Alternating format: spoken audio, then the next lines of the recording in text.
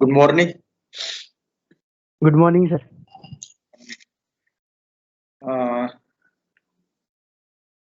Last lecture, we had started the topic capital formation, and now we will continue the same topic, and now we will discuss the measures to increase the capital formation. कि हमने पिछले lecture में वो देखे कि जो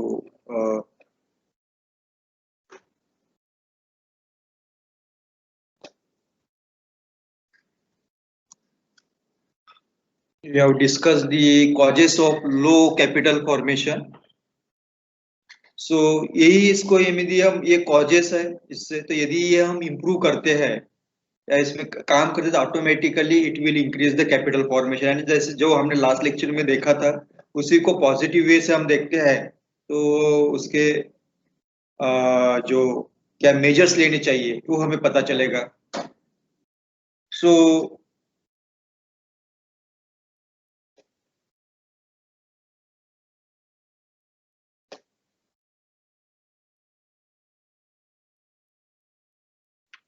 तो what measures should we take to increase the capital formation. तो सबसे पहले हमने देखा था कि if you want to increase the capital formation that means तो फर्स्ट है कि we should have the increase in the saving, कि सेविंग इंक्रीज होना चाहिए हमारा। सो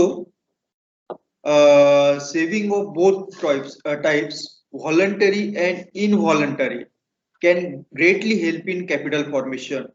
तो यहाँ पे I have used the word voluntary saving and involuntary saving. तो कुछ एग्जांपल बता सकते हैं मुझे voluntary saving and involuntary saving?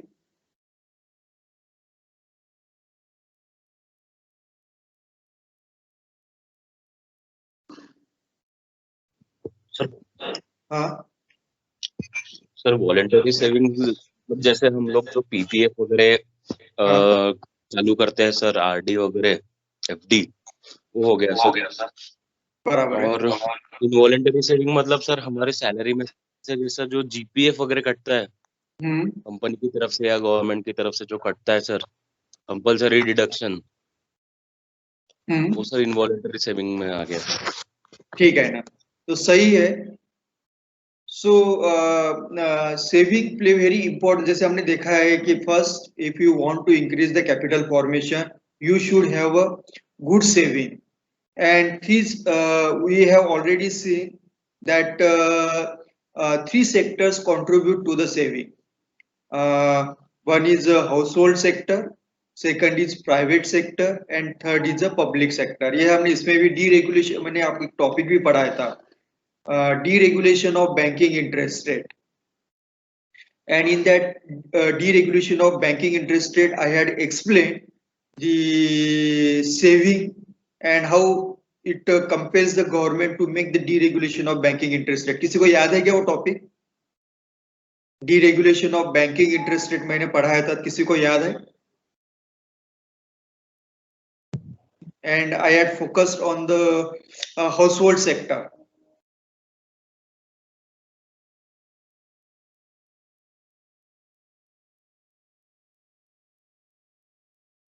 किसी को याद है? मैंने वो deregulation of banking interest rate पढ़ाया था।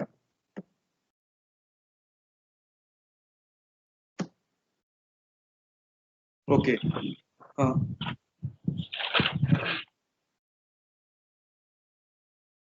ओके, तो basically these are the three sectors: household sectors, private sectors and public sector.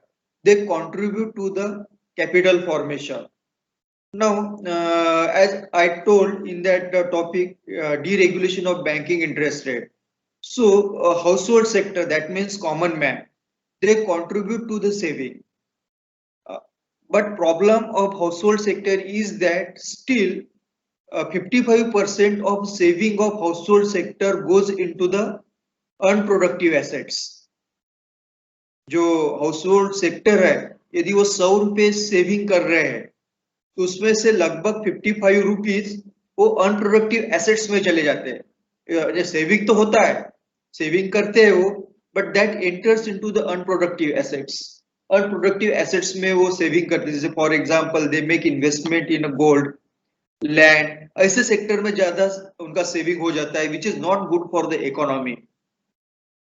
And now, but still now it is improving. Now people are common man or household are investing in LIC, mutual fund, shares and FD, वहां पे invest कर रहे हैं। तो अभी धीरे धीरे हमारा जो प्रोडक्टिव एसेट्स है वहां पे हमारा शेयर बढ़ रहा है। बट कुछ साल पहले कि जो house hold sector, though they were contributing to the saving, but majority saving was entering into the unproductive assets. Similarly, this private sector, they also contribute to the saving, but up to if you see the 1990, private sector's contribution in the saving was also negligible. Private sector contribution in the saving was negligible, and it now gradually increased from 1990 onwards as we had liberalized our economy. Private sectors started to earn a huge profit, and that huge profits again started to enter into the saving and productive assets. तो अभी private sector के बहुत अच्छा contribution है इन the saving. Public sector या government, जैसे हम बोलेंगे कि public sector is nothing but the government. Government का जो ये है सेविंग है उतना ज्यादा नहीं है, still government is facing the problem of that fiscal deficit, तो उतना लगभग नहीं है। But at present household sector and private sector, they are significantly contributing to the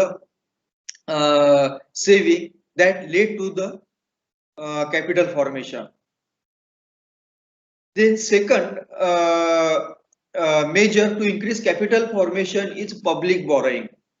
तो हमने जैसे मैंने बोला है कि जैसे for example government is always facing the problems, or they are facing the problem of fiscal deficit. That means their income, saving कब होगा? Saving कब होगा कि when you have a surplus income.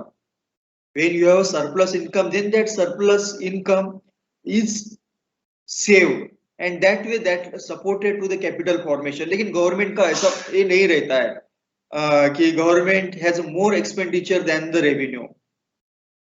तो यहाँ पे गवर्नमेंट क्या कर सकती है कि government raises loan through sale of bonds and saving certificates. तो गवर्नमेंट कैन बोरो, जैसे for example this year's budget government is going to borrow around 12 lakh crore. Government is going to borrow 12 lakh crore. तो यदि वो गवर्नमेंट बोरो करती है and if that investment that borrowing is invested in capital formation और productive assets, तो automatically यदि वो government वो पैसा बोरो करती है, make investment in the road, irrigation facilities, hospitals, schools, तो automatically it will generate the capital formation. तो गवर्नमेंट पब्लिक बोरोइंग करके भी कैपिटल फॉर्मेशन कर सकती है। Third measures can be development of a capital market. So basically we have two types of market. One is called capital market and second is called the money market. Can you tell me the basic difference between money market and capital market? We have two types of market, money market and capital market. These are basically two major markets. तो मुझे ऐसा basic difference कोई बता सकता है कि money market क्या होता है और कैपिटल मार्केट में फर्क क्या है?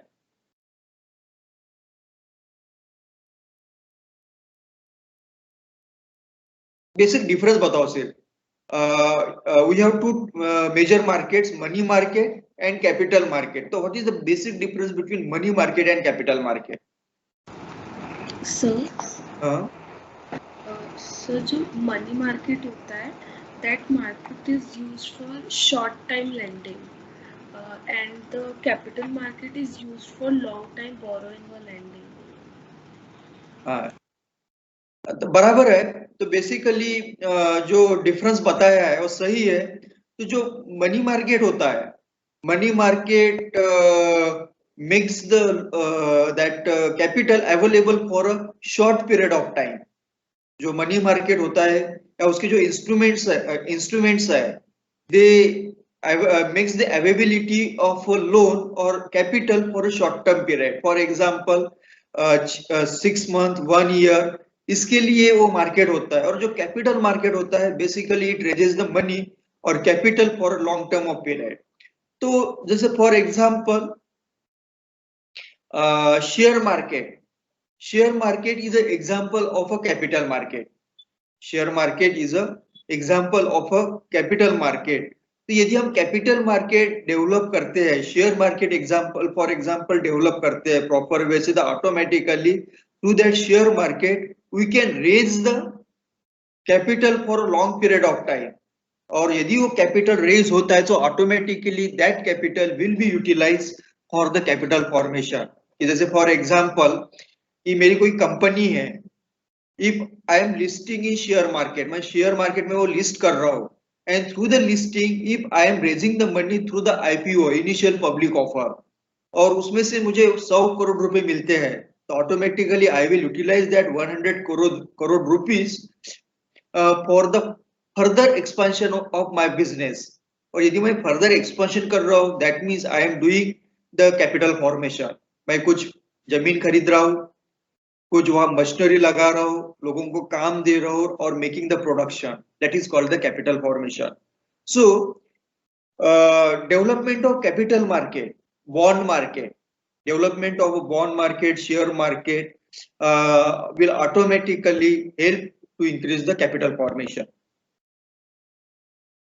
Privatization of a financial institution भी एक source हो सकता है to increase the capital formation. कि for example 1990 onwards we had started the process of privatization of financial institutions. जैसे फॉर एग्जाम्पल अभी आप देखोगे एक्सिस बैंक आपने नाम सुना है. So up to 1990 there was Unit Trust of India, एक यूटीआई करके थी, गवर्नमेंट इंस्टीट्यूट थी UTI, and then we had converted UTI into a private institutions that is the Axis bank. तो क्या कि यदि हम इस तरह से बहुत सारे 1990 के बाद government had privatise the financial institutions and that help to expand the network of financial institutions. और यदि हम फाइनेंशियल इंस्टीट्यूशन का नेटवर्क बढ़ाते हैं तो automatically it will lead to the generation of capital formation. इससे कैपिटल फॉर्मेशन ग्रो होगा, generate होगा. तो जैसे मैंने आपको ये भी बोला था कि 1969 1971 we had nationalized the banking. So one of the objective of nationalization of banking was to grow the capital formation. So similarly जैसे जैसे financial institutions grow होगी इंडिया में, it reach to the grassroots level, it will be helpful to channelize the saving. और saving यदि channelize होता है so automatically it will increase the capital formation. Then utilization of disguised unemployed workers. What do you mean by disguised unemployment? Disguised unemployment क्या होता है?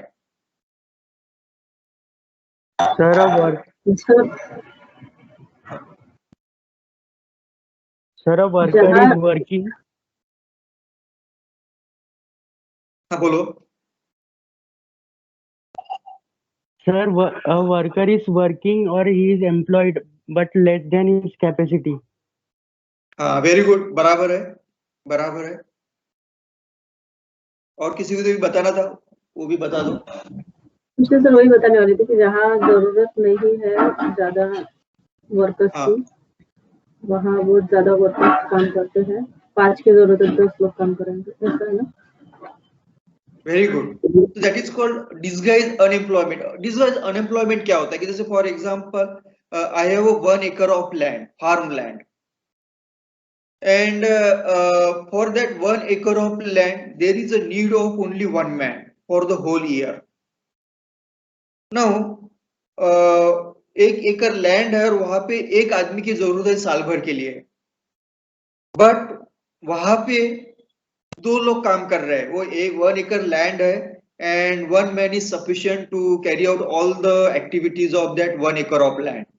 But instead of that 1 person, 2 persons are employed in that land. तो basically एक आदमी तो 1 एकड़ land में एक आदमी साल भर में काम कर रहा हो, जितना आउटपुट दे रहा है, जैसे फॉर एग्जांपल वो 100 क्विंटल गेहूं निकाल रहा है, तो यदि वहां पे और एक आदमी को हम बिठाते हैं काम करने के लिए लगाते हैं, तो उससे आपका आउटपुट नहीं बढ़ रहा है। आउटपुट आपका बढ़ के कितना हो रहा है, 100 का 110 क्विंटल हो रहा है, ज्यादा नहीं बढ़ रहा है, या 105 क्विंटल ही बढ़ रहा है, ज्यादा ग्रोथ नहीं हो रही। That means that the output of another person is almost zero. तो that is called the disguise unemployment. यानी कैसे कि वहां पे जरूरत नहीं है, लेकिन वो आदमी को काम नहीं, इसलिए वहां पे वो काम कर रहा है। जैसे होता है घर में कि एक घर में 1 एकड़ लैंड है और वो 1 एकड़ लैंड के लिए एक ही आदमी की साल भर के लिए जरूरत है, लेकिन वहां पे 2 लोग काम कर रहे हैं क्योंकि उसका दूसरे भाई को दूसरी जगह काम नहीं मिल रहा है, तो वो भी भाई अपने खेत पे काम कर रहा है, तो 2 भाई वो लैंड पे काम कर रहा है, तो एक भाई का जो आउटपुट है दैट इज 0 है या निग्लिजिबल है। So that is called the disguise unemployment. And one of the characteristic of Indian agriculture is disguise unemployment.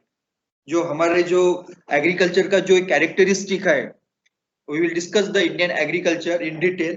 तो उसमें one of the characteristic of Indian agriculture is disguise unemployment. Disguise unemployment यानी कैसे है कि घर में 2 या 3 भाई है and they are not able to get the job outside the farm, so all this 2 or 3 brothers are working on the same field and उनका जो आउटपुट है वो लगभग 0 रहता है, उसको हम बोलते हैं डिस्गाइज अनएम्प्लॉयमेंट। तो automatically if we use this disguise unemployment properly, so automatically it will lead to the capital formation. कि यदि वहां से जैसे for example we are now employing this Mahatma Gandhi National Rural Employment Guarantee scheme. So basically this scheme is implemented when there is a lead time in the agriculture activities, कि जहाँ पे agriculture activities कम हो जाती है। जैसे for example अभी March के from March to June there is not too much work on the agriculture field. तो वहां पे कैसे कि लोग बहुत सारे लोग अनएम्प्लॉयड रहते हैं, they don't have the work in the rural area. ऐसे सिचुएशन में we had introduce this Mahatma Gandhi national rural employment guarantee scheme, and through this scheme we are generating the capital formation. We are trying to build up the road, bridges, hospitals, and that way we try to create the capital formation. So utilization of these guys unemployment is also one measure to increase the capital formation. Foreign aid जो that is also one tool or measures to increase the capital formation कि हम वो ले सकते हैं, but in last 20 years Indian government is reluctant to accept the foreign aid. ये मैंने आपको शायद बताया था केरला के बारे में, there was a flood in Kerala 2 or 3 years back and Saudi Arabia was ready to provide foreign aid to the Kerala government, but central government was reluctant to accept that foreign aid. लेकिन before 1990 foreign aid was also one of the tool of capital formation. Capital हम foreign aid से capital formation कर सकते थे, and that way through this foreign aid we can bridge the saving investment gap. कि हमारी जो saving है वो इम्प्रूव करके अब कैपिटल फॉर्मेशन बढ़ा सकते थे. This foreign aid enters India through the current account से आती है वो, it becomes our own money once it enters into the Indian territory. Then restrictions on luxury imports, restrictions on luxury import से भी हम कैपिटल फॉर्मेशन बढ़ा सकते थे. जैसे मैंने आपको लास्ट लेक्चर में डिमॉन्स्ट्रेशन इफेक्ट पढ़ाया था मैंने आपको.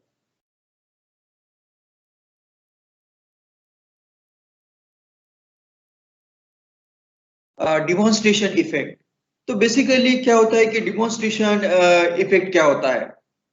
So through the demonstration effect, imitation of lifestyle of developed countries, country people by low developing country people, ये जो डेवलपिंग कंट्रीज के लोग हैं, they were imitating the way of life of a developed country. कि जैसे if you see the Hollywood movies or European movies, so you will find the lifestyle of foreign countries or lifestyle of a developed countries, and automatically then lower countries people or low developing countries people like India, they want to imitate the way of life of a way of a life of developed country people, and automatically क्या होगा, it increase the consumption, जो है increase income but increase spending on consumption needs. तो कैसे कि automatically जहाँ पे मुझे मारुति 800 की जरूरत है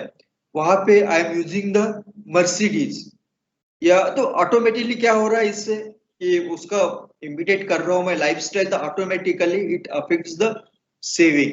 यदि मेरा सेविंग कम होगा और सेविंग कम हो रहा है तो automatically it affects the capital formation. तो यदि ये ऑब्स्ट्रिक्ट करना है तो ऑटोमेटिकली बहुत बार ऐसा होता था कि government we are making restrictions on luxury imports. आप देखोगे कि बहुत सारी ऐसी चीजें होती है कि luxury items they are heavily taxed, they are heavily tax. और हेवीली टैक्स क्यों रहते हैं? तो basically the purpose of heavy taxation is to discourage the people to purchase that goods. ये ऐसे बहुत सारी महंगी कार होती है उन पर बहुत हेवी टैक्सेशन लगा रहता है, कि जैसे आपने वो हार्ले डेविडसन की बाइक होती है, हार्ले डेविडसन की बाइक होती है, it is a luxury goods और उस पर जो टैक्स भी है बहुत ज्यादा है. तो basically objective is one of the objective of heavy taxation on that bike is to discourage the Indian people to purchase that goods. तो ऑटोमेटिकली क्या होगा कि यदि मैं वो नहीं खरीदता हूं तो ऑटोमेटिकली मेरा सेविंग होगा, और सेविंग होगा तो automatically it will lead to the capital formation. तो गवर्नमेंट ये भी कर सकती है. Then foreign earning through exports of physical goods. तो ऑटोमेटिकली जैसे हम देखते हैं कि China is now the very rich country. China हम देखेंगे कि now their economy is second largest growing economy in the world at present. तो क्यों ग्रो हो रही है? Because they have huge capital formation, they have the huge capital formation. और वो ह्यूज कैपिटल फॉर्मेशन कहां से आया? It is because of their current account surplus. China is having the huge current account surplus, और वो जो current account surplus है that is utilised in capital formation, कि उन्होंने वो पैसा है they had invested in the capital formation, they had invested in R&D, और automatically that led to the capital formation. तो ये भी हम कर सकते हैं. Then foreign remittances, ये भी हमने पढ़ा था करंट अकाउंट में कि जो फॉरेन रेमिटेंसेस होते हैं, तो basically foreign remittances refer to earning by service exported by inhabitants of a country. So basically a lot of Indian peoples they are working in different parts of the world, और वहां से भी वो पैसा भेज रहे हैं तो automatically it helps to increase our saving, और जैसे ही वो सेविंग बढ़ेगा automatically it led to the capital formation. तो बहुत बार Indian government also help in search to find the foreign jobs, कि गवर्नमेंट भी हमारे लोगों को बाहर जॉब प्रोवाइड करने में हेल्प करती है. कि जैसे फॉर एग्जांपल H1B वीसा जो अमेरिकन गवर्नमेंट प्रोवाइड करती है, तो वी ऑलवेज ट्राई और pressurise the US government to provide more and more H1B visa to the Indian people. तो ऑटोमेटिकली बहुत सारे इंडियंस लोगों को वहां पे जॉब मिलता है, और automatically they contribute to India through the foreign remittances, and automatically that led to the capital formation. Then we will discuss the some countries ki how did they develop the capital formation. तो कुछ ऐसे मैंने एक दो examples लिए. Basically I had taken the example of Russia, Britain. तो जैसे Russia का हम एग्जांपल लेते हैं, तो they had followed the bootstrap approach. What do you mean by bootstrap approach? किसी को पता है तो बताओ बूटस्ट्रैप अप्रोच क्या होता है?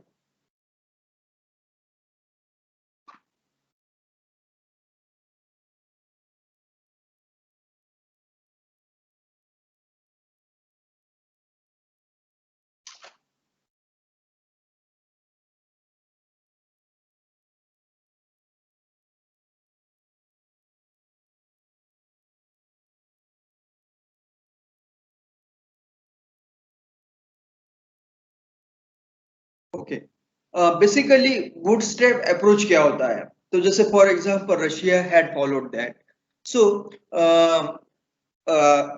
Russian revolution took place in 1917, and after that Russia had introduced the industrialization. So before that, before 1970, Russia was an agriculture economy.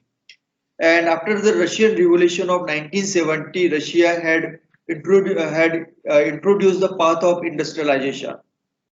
And in a course of a time, by the period of next 10 years, Russia had made a huge progress in industrialization.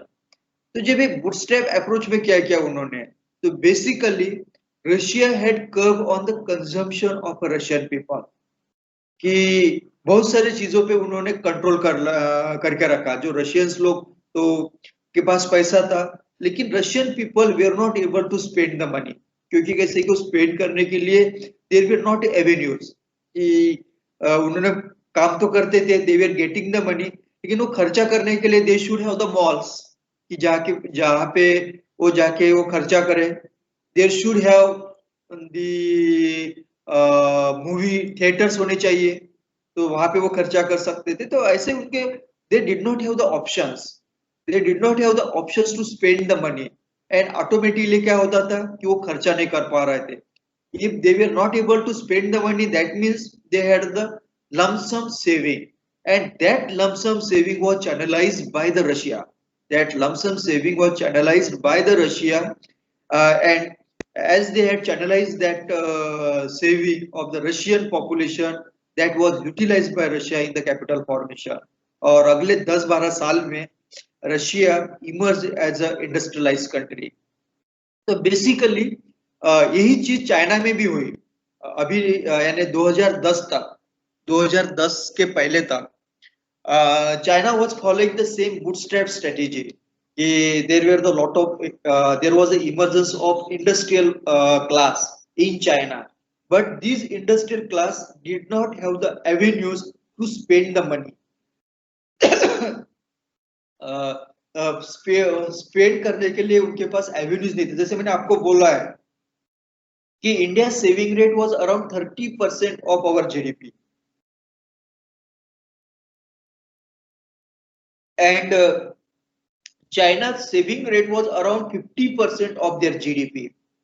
And China का जो saving rate था वो 50% of GDP. तो इतना क्यों ज्यादा था? China का जो सेविंग रेट इतना ज्यादा क्यों था? Because Chinese government had not allow the Chinese people to spend the money.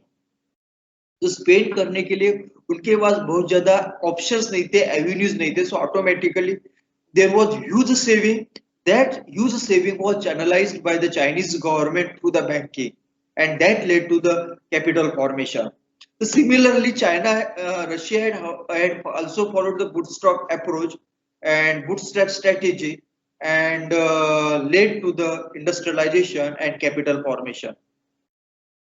Similarly, Britain had introduced industrialization in 1780s. England had introduced industrialization in 1780s. So from 1780s onward, Britain had kept the wages very low. Britain ने जो अपने जो wages है वो बहुत कम रखे.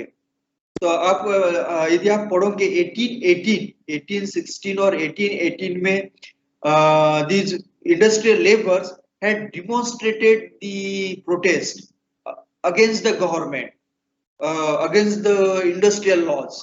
आप वो पढ़ोगे, एनसीईआरटी में दिया है. तो basically one of the reason of that protest was keeping the low wages. Wages बहुत कम थे. The wages of industrial workers were very low. Women were also getting very low wages.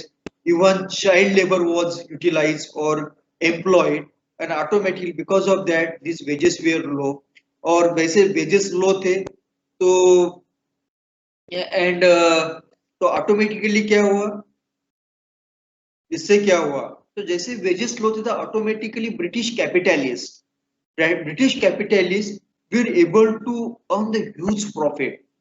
ऐसा देखा जाता है कि कोई भी इंडस्ट्री हो, यदि आप देखोगे तो लगभग वो इंडस्ट्री का 30% जो उनका जो रेवेन्यू होता है, इंडस्ट्री का जो रेवेन्यू होता है, किसी भी कंपनी का जो रेवेन्यू का 30% जो revenue that goes into the wages.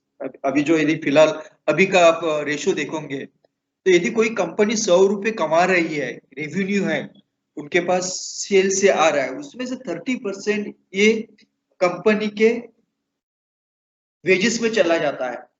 तो ब्रिटेन ने क्या किया है कि they maintain the wages very low, उन्होंने वो 10% 12% के लगभग रखे होंगे, and automatically it increases the profit of Indian British capitalist.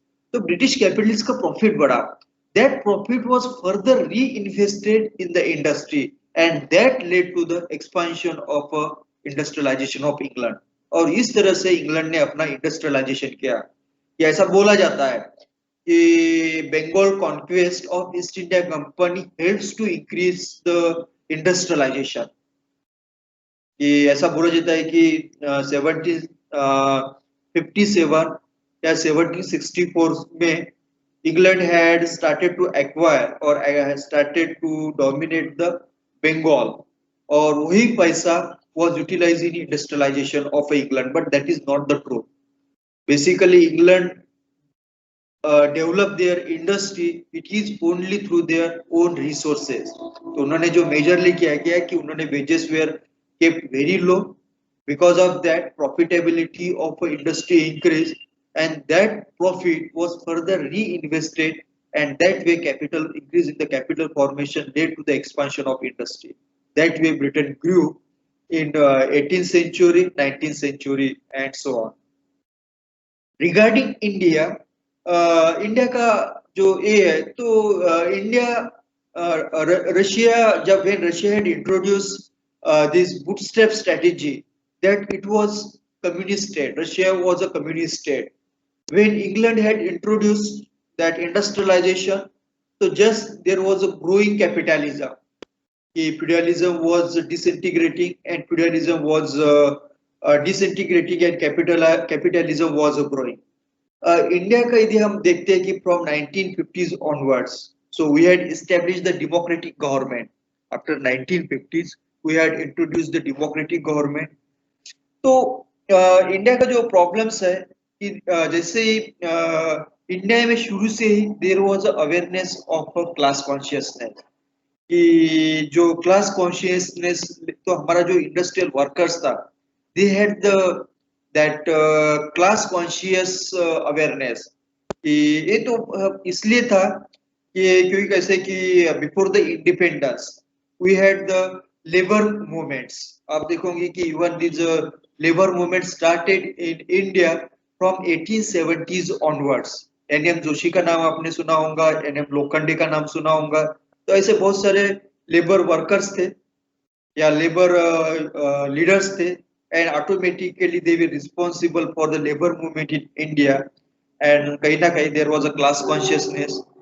Similarly domestic saving was not sufficient, कि हमारा जो डोमेस्टिक सेविंग जो हमने ऑलरेडी डिस्कस किया है, कि though we had a very high rate of domestic saving, but majority domestic saving was entering into the unproductive assets.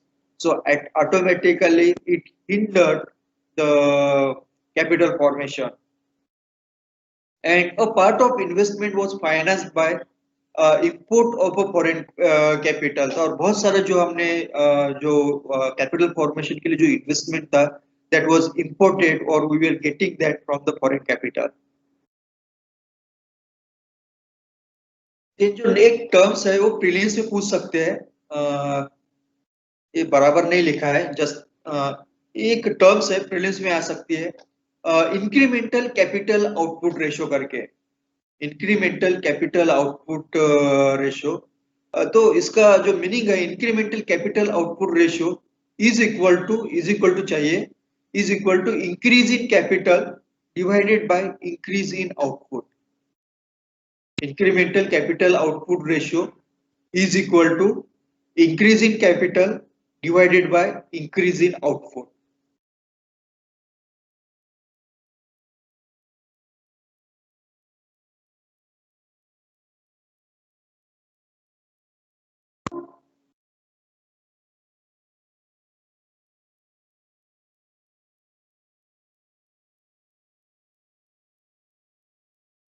तो basically हमारा जो इंक्रीमेंटल कैपिटल आउटपुट रेशियो है इट इज हाई।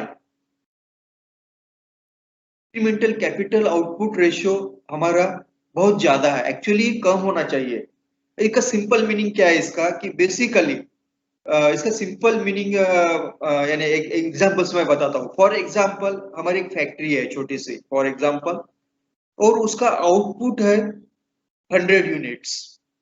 उसका आउटपुट है 100 units उसका आउटपुट है। एक machine है कंपनी में और उसका साल भर का आउटपुट है 100 यूनिट्स। अब क्या हो रहा है, मैं वो मशीन एक मशीन है और एक मशीन लगाता हूँ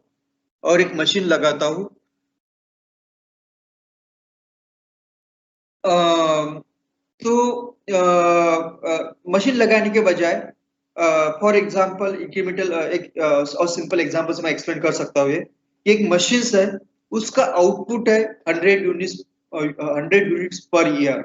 100 यूनिट्स साल भर में हम निकालते हैं। अब क्या होता है कि वहां पे दो लोग काम कर रहे हैं वो मशीन पे और उसका आउटपुट 100 यूनिट्स निकल रहा है। Instead of that I again employ one person. Again मैं एक तीसरा आदमी वहां पे लगाता हूँ साल भर के लिए और मैं वो आउटपुट देखता हूँ कितना बढ़ रहा है। पहले 100 था और एक मैंने एक आदमी को लगाया, मेरा आउटपुट कितना हुआ 110 यूनिट्स हो गया। और मैंने एक आदमी लगाया, फोर्थ आदमी लगाया, आउटपुट मैं देख रहा हूँ कि 120 हो रहा है। तो इस तरह से यदि मैं कुछ इन्वेस्टमेंट करता हूँ ऑलरेडी एग्जिस्टिंग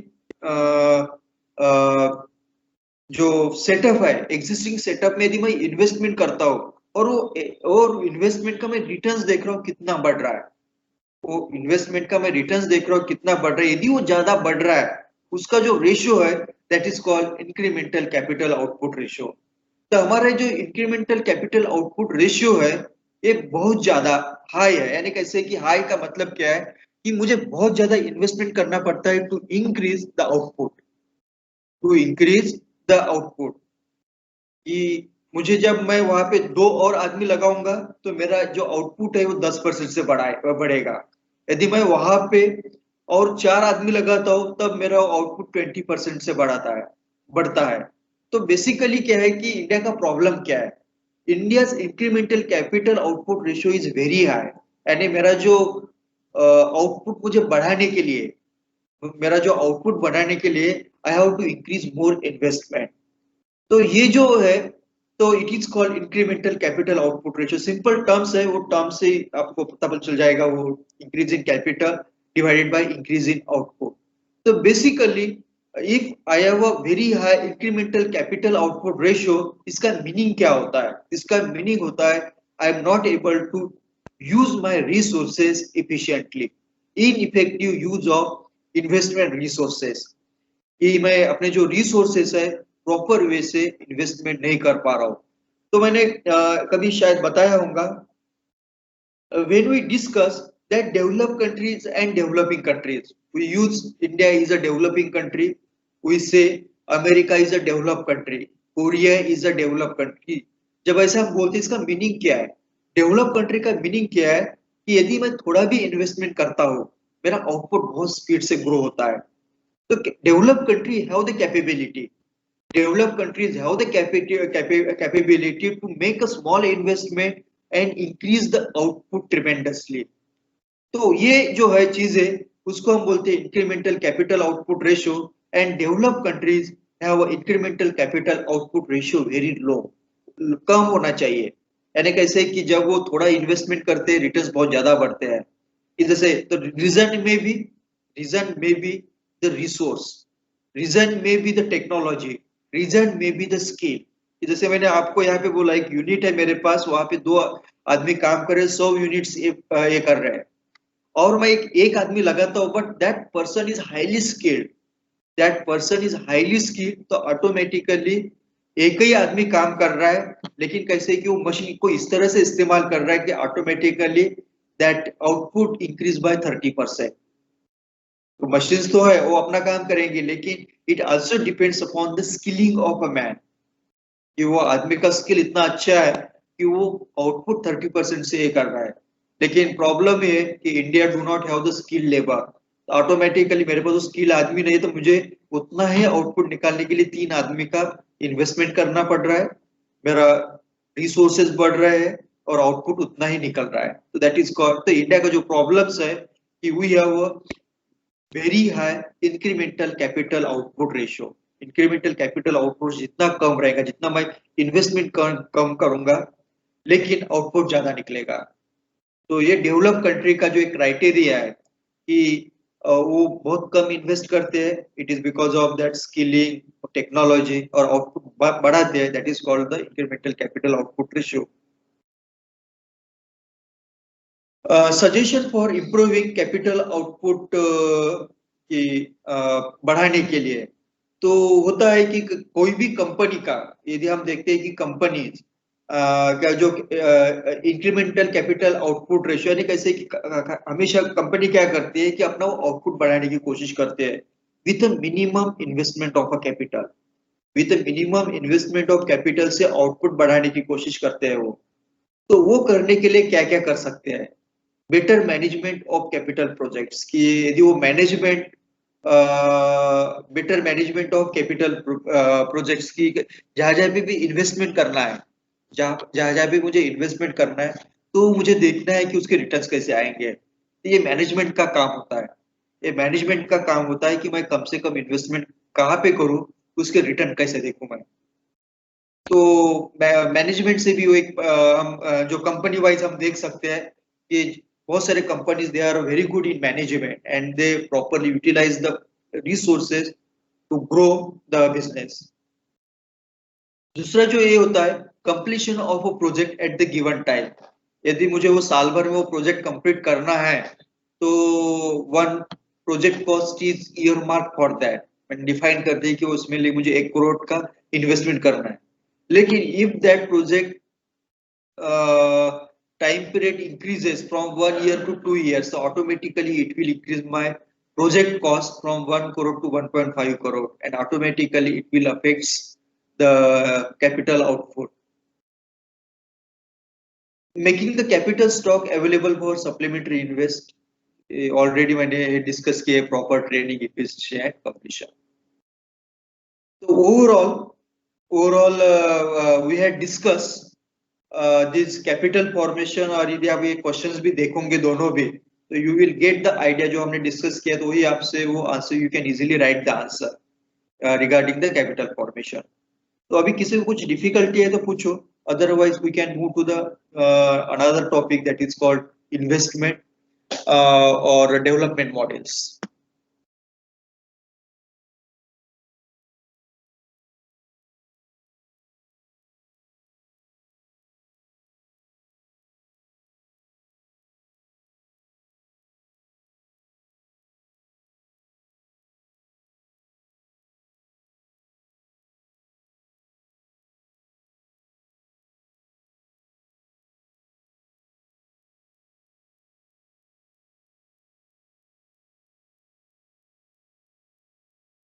कुछ डिफिकल्टीज है पूछो, या कुछ इश्यूज लगते हैं?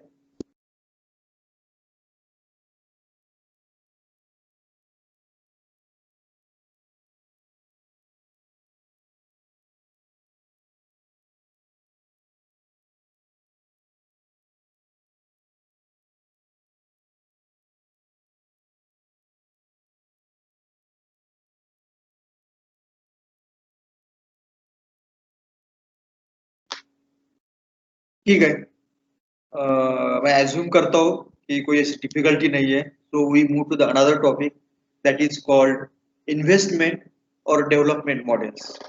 बेसिकली ये टॉपिक पे मेंस में हर साल क्वेश्चंस पूछे हैं। If you see the questions of last year. हाँ हॅलो हाँ पूछो। हा सर हे म्हणजे आजचा टॉपिक सुरू झाला ना पहिला हा? पहिला पहिली स्लाइड पहिली 3 स्लाइड पहली स्लाइड टॉपिकच्या पहिल्या 2-3 स्लाइड आहेत ना हाँ हा पहिल्या 2-3 स्लाइड सर म्हणजे चौथा पॉइंट आणि 5वा पॉइंटच्या सुरुवातीचा म्हणजे आज चालू झालं तिथून का? हा तर जसं इथून चालू केला आपण त्याच्यातून हा कोणती स्लाइड ही? नाही याच्या पुढची सर हा नाही सर दुसरा पॉइंट नाहीये 4 आणि 5 आहे डायरेक्ट एक नंतर म्हणून म्हणते.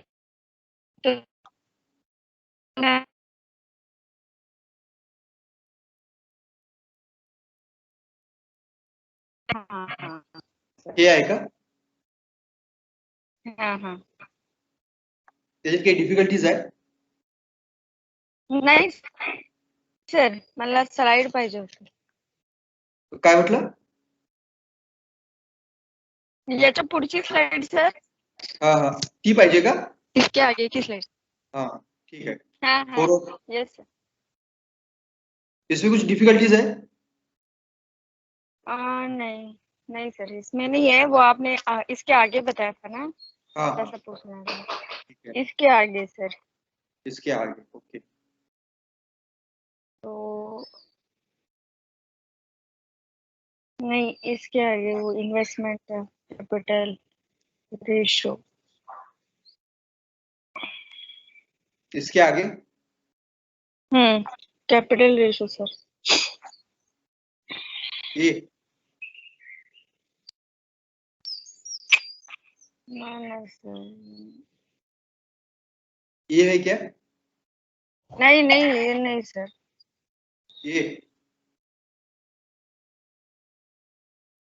नहीं ये स्लाइड नहीं है सर हाँ ये सर हाँ इसमें भी आपने बताया ना incremental capital output ratio is equal to हाँ is equal to increase in capital divided by increase in output. Output हाँ डिवाइडेड बाय है, वो लाइन है नीचे में ऐसी लाइन है डिवाइडेड और ये सर बाय। हाँ इसकी में inefficient use of investment resources. हाँ तो बेसिकली जब इसका इंक्रीमेंटल कैपिटल आउटपुट रेशियो यदि हाई है, क्वेश्चन कैसे आ सकता है? क्वेश्चन आ सकता है कि incremental capital output ratio is very high for any country. इसका मीनिंग क्या है, ऐसा पूछ सकते हो। तो इसका मीनिंग है कि we are not able to use the investment resources efficiently, यानी मुझे ज्यादा इन्वेस्टमेंट करना पड़ता है to get the output. Okay हाँ सर या टर्मला इझी वे मध्ये समजायसाठी आपण जर असं म्हटलं की ही टर्म म्हणजे it is mileage of our economy और एनी इकॉनॉमी, जसं गाडीचा मायलेज असतो ना सर, बरोबर आहे, मायलेज ऑफ द इकॉनॉमी, तर म्हणजे त्याच्यात इझिली समजू शकेल सर। हाँ बरोबर है ना, माइलेज ऑफ इकोनॉमी। हमने कैसे कि हम कम से कम रिसोर्सेस में यदि हम ज्यादा, जैसे है ना 1 लीटर में 40 किलोमीटर जा रहा है, तो अमेरिका 1 लीटर में 40 किलोमीटर जाता है और हम 1 लीटर में 10 किलोमीटर ही जा रहे हैं। तो सिंपल लैंग्वेज अपन उस तरह से एक्सप्लेन कर सकते हैं। तो हमारा माइलेज ये है कि ज्यादा ये लगता है हमें, आउटपुट यानी ज्यादा इन्वेस्टमेंट करनी पड़ती है। ठीक है,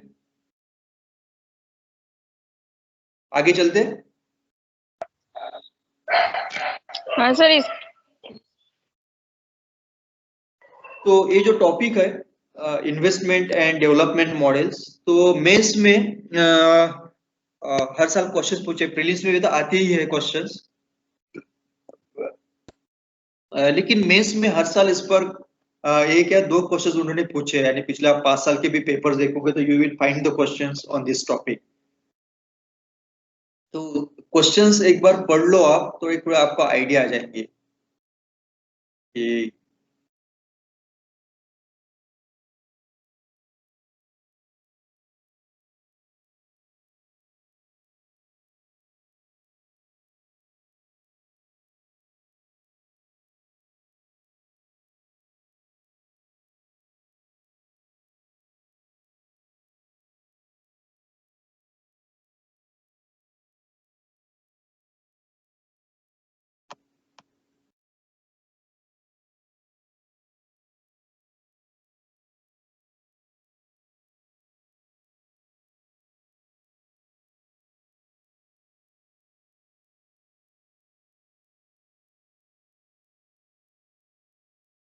adoption of PPP model, public private partnership बोलते हैं हम उसको, public private partnership. Adoption of PPP model, public private partnership model, एक मॉडल है ग्रोथ का, तो हम डिस्कस करेंगे ये अलग अलग मॉडल्स। तो बेसिकली इन्वेस्टमेंट मॉडल जो टॉपिक है, तो उसमें से एक मॉडल आपको ये भी पढ़ना है regarding the public private partnership model. So adoption of public private partnership model for infrastructure development of the country has not been free of criticism. Critically discuss pros and cons of a model. बाद में पूछा था question, explain how private public partnership agreement in longer gestation infrastructure projects can transfer unsuitable liabilities to the future. What arrangements need to put in place to ensure that successive generations' capacities are not compromised?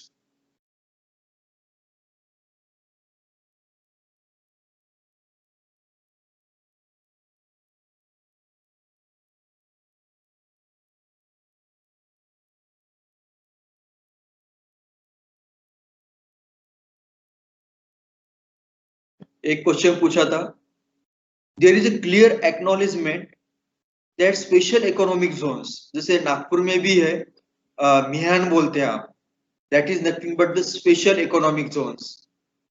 There is a clear acknowledgement that special economic zones are a tool of industrial development, manufacturing and exports.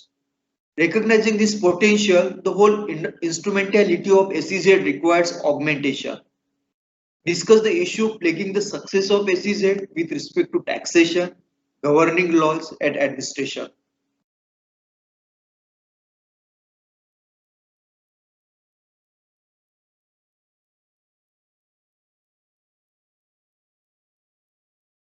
The basis of providing urban amenities in rural area is rooted in establishing connectivity. Comment. ये भी हम देखेंगे पूरा model क्या था, PURA का long form है providing urban abilities in rural area. बाद में पूछा उन्होंने what are smart cities, examine the relevance for urban development in India, will it increase rural urban difference, give arguments for smart villages in the light of PURA and rurban mission. Then और एक question पूछा उन्होंने, smart cities in India can not sustain without smart villages, discuss this statement in the backdrop of rural urban integration. Now finally with a brief background of quality of urban life in India, introduce the objective and strategy of smart city program.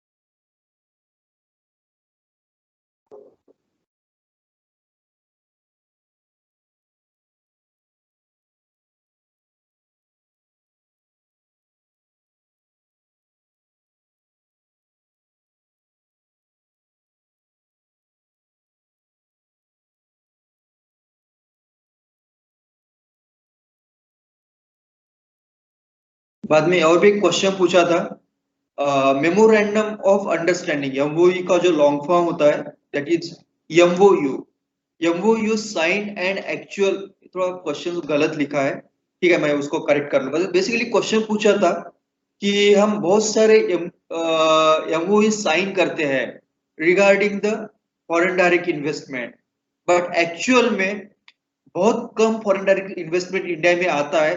तो उन्होंने वो पूछा था कि suggest remedial steps to be taken for increasing actual foreign direct investment, तो ऐसा उन्होंने questions पूछा था।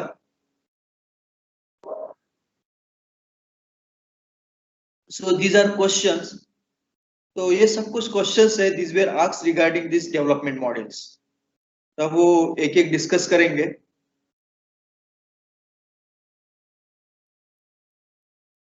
इवन प्रीलिम्स में भी आ सकते हैं क्वेश्चंस, या आए भी है पुराने इसमें, तो this topic is equally important for prelims as well as mains. So when we start this topic, investment or development model, so we will try to understand this development model or investment model from 1950s onwards. और हम कैसे वो evolutionary phase है. एक time पे 1950s we had a different development model, 1980s we had a different development model, 2000 में अलग था, अभी हम अलग development model पे काम कर रहे हैं. So we will discuss these development models one by one. तो सबसे पहला जो एक डेवलपमेंट मॉडल था, that is called the Harold Domar model. It is called Harold Domar model.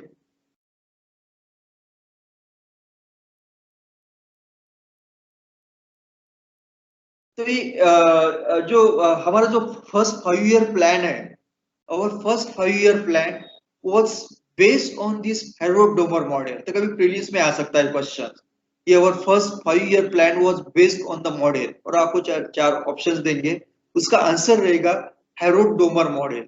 Our first 5 year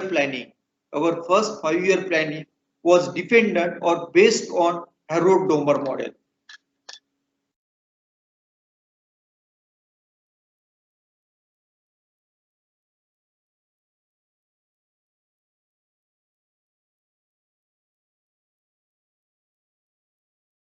So basically, this Harold Domar model, basically we had abandoned this Harold Domar model from second 5 year plan.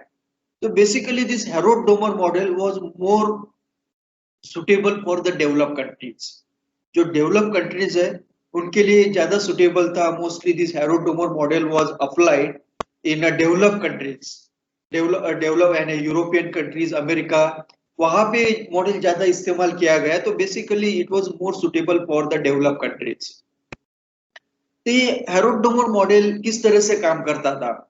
तो basically this Harold Domar model was based to protect the countries from cyclical और chronicle unemployment. ये कैसे कि ये जो model इस तरह से क्या Screen is not visible, sir. Screen दिख नहीं रही. ओके, अभी दिख रही है?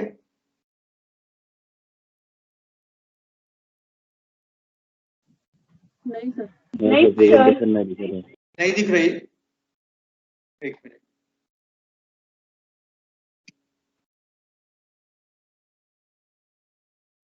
होल्ड करो.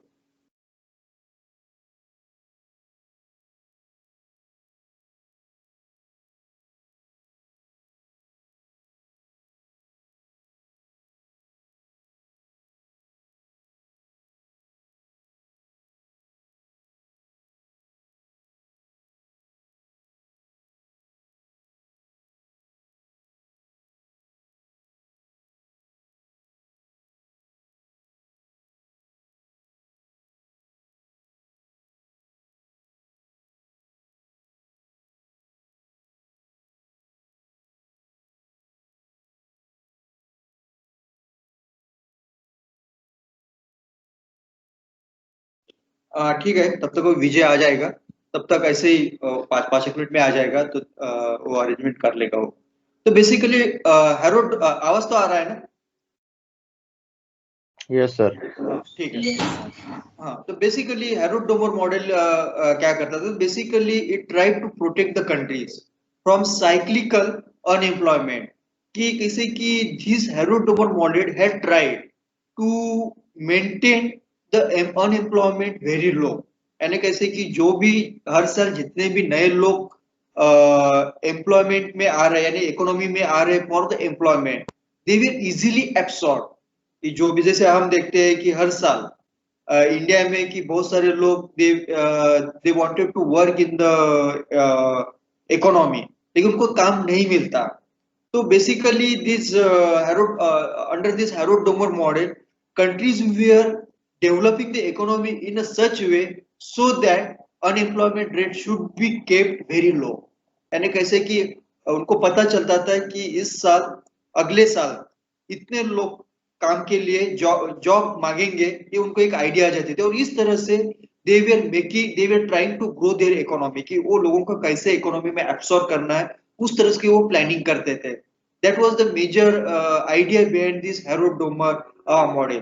तो क्या हो रहा है कि जितने भी लोग एम्प्लॉयमेंट या इकोनॉमी में आ रहे for the employment, if all this people got the job, तो ऑटोमेटिकली क्या होगा, those who get the job they will save the money, वो पैसा सेव करेंगे, and automatically that saving enters into the capital formation.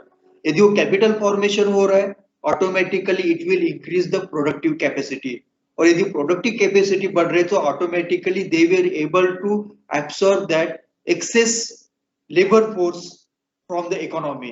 तो इस तरह से it becomes a very good circle under this Harold Domar model.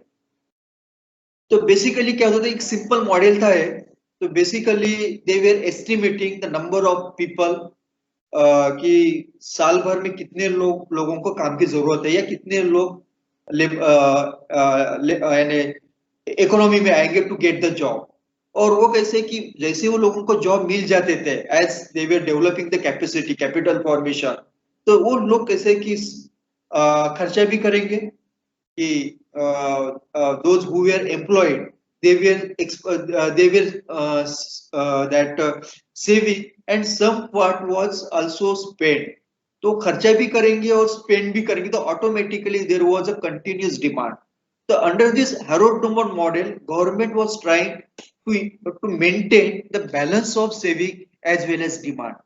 तो saving से क्या हो रहा है, they were able to generate the capital formation, at the same time because of the demand or because of the spending or because of the demand, there was also the demand of goods, और economy भी industry भी grow हो रहे थे, and that way this model work very efficiently।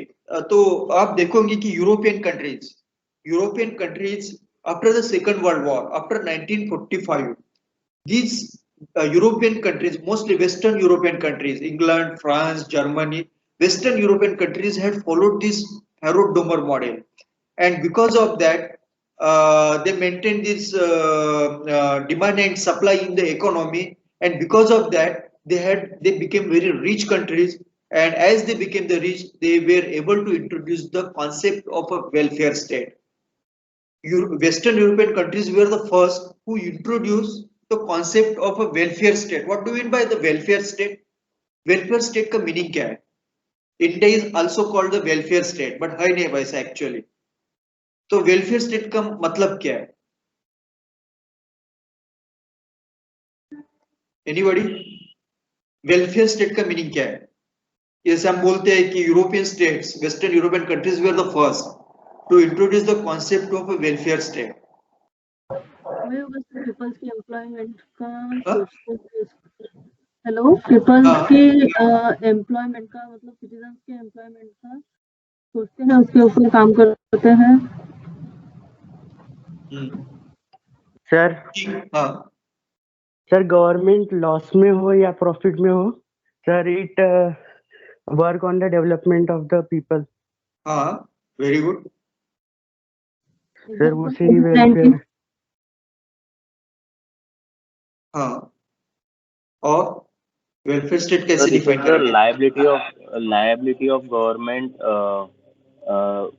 with respect to its population, that the government should work for the betterment of every aspect of life of its population। Very good, बराबर है। तो basically क्या है कि the basic necessities of a citizens, if any state is able to meet out the basic necessities of a citizen, then we call it a welfare state। कि citizen की basic needs क्या हो सकती है कि sheltering, housing, education, health, these are the basic needs. अभी वो basic needs अलग अलग चेंज भी हो रही है। तो जो बेसिक नीड्स है जो सिटीजन्स की, यदि वो गवर्नमेंट फुलफिल कर पा रही है, then we call it that welfare state. तो उसको हम वेलफेयर स्टेट बोलते हैं।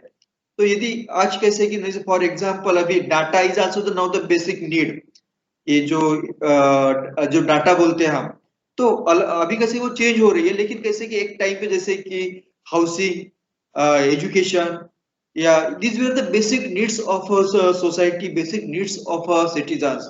And if these basic needs are fulfilled, then it was called the welfare state. So after 1945, many Western European countries were able to fulfill the basic needs of a states. कि even जो retirement के बाद उनको देखभाल करना, that was also the basic needs of a citizen. तो यदि इस तरह की जो बेसिक नीड्स है यदि वो गवर्नमेंट फुलफिल कर रही है, then we state is fulfilling, then we call it a welfare state. तो basically western European countries were able to fulfill the basic needs of all their citizens, and because of that they fulfill the criteria of a welfare state. तो basically क्या हुआ कि they were estimating the number of populations enters into the workforce. Then according to that they were creating the capital formation and absorb all the working force. That working force was saving. That saving enters into the capital formation. Some money was spent on the spending on the goods, so automatically it helps to grow the industry. And इस तरह से उनकी economy from 1945 to around 1970 यानी लगभग 25 साल तक western European country grow very rapidly, and because of that they become very rich and they establish themselves as a welfare state. किसी भी कंट्री को यदि वेलफेयर स्टेट बनना है, that country must be rich. That country must be, यानी किसी भी country को यदि वेलफेयर स्टेट को खुद को इस्टेब्लिश करना है एज ए वेलफेयर स्टेट, तो वो कंट्री के पास उतने रिसोर्सेस होने चाहिए. और वो रिसोर्सेस कब आएंगे? when that country becomes very rich. तभी वो कैसे कि they can provide you तो ओल्ड एज पेंशन. हमारे यहाँ पर भी ओल्ड एज पेंशन मिलता है, ऐसा नहीं है, but that is very meagre, that is very limited, कि जिसमें लोगों का गुजारा नहीं हो पाता. वो जो ओल्ड एज पेंशन मिलता है तो अराउंड वो 700 रुपए वगैरह मिलता है महीने का. ओल्ड एज पेंशन होता है which are getting after 60 years, वो 700 रुपए वगैरह मिलता है, but that is a very small amount. तो जब ये आपको कैसे कि ये क्यों होता है? Because India is not that much rich country to provide sufficient money to the old age people. लेकिन डेवलप्ड कंट्रीज और mostly European countries, they were able to provide all these basic needs at a free cost. कि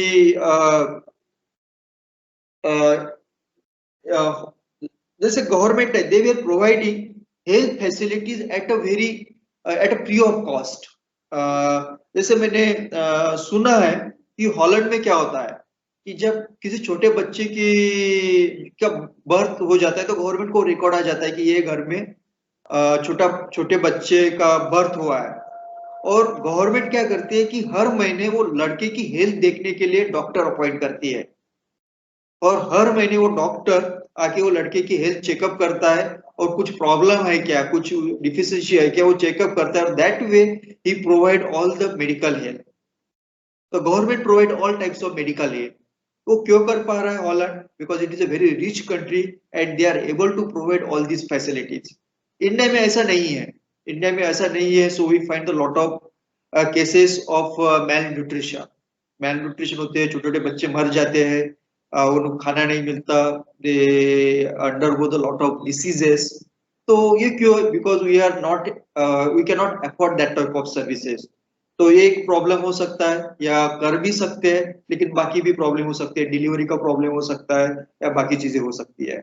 लेकिन develop country तो western European countries, Holland हो, Scandinavian countries हो, Germany हो, these countries they had followed this Harrod-Domar model and create the demands, increase the saving, increase the capital formation, and maintain that economy grow up to 1970. Later on in 1970 new problems were created and that had affected the Harrod-Domar model.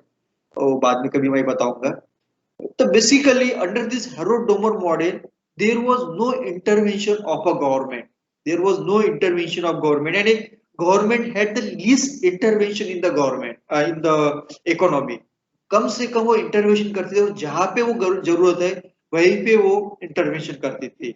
Otherwise government वे are allowing to play the role, to play the market forces freely, and that way they work efficiently up to 1970. बाद में उसमें problems आना चालू हो गए. So that is regarding the Harrod-Domar model, and this Harrod-Domar model was followed or applied in the first 5-year planning of India.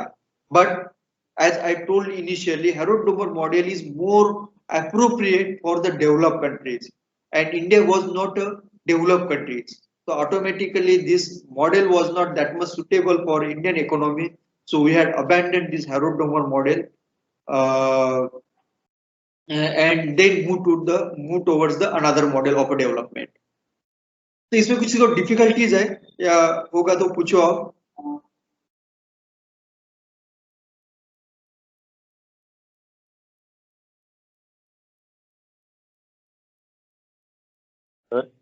हाँ. If this was so that almost all the developing countries adopted this model, then why did the India adopted this model so early in its independent life?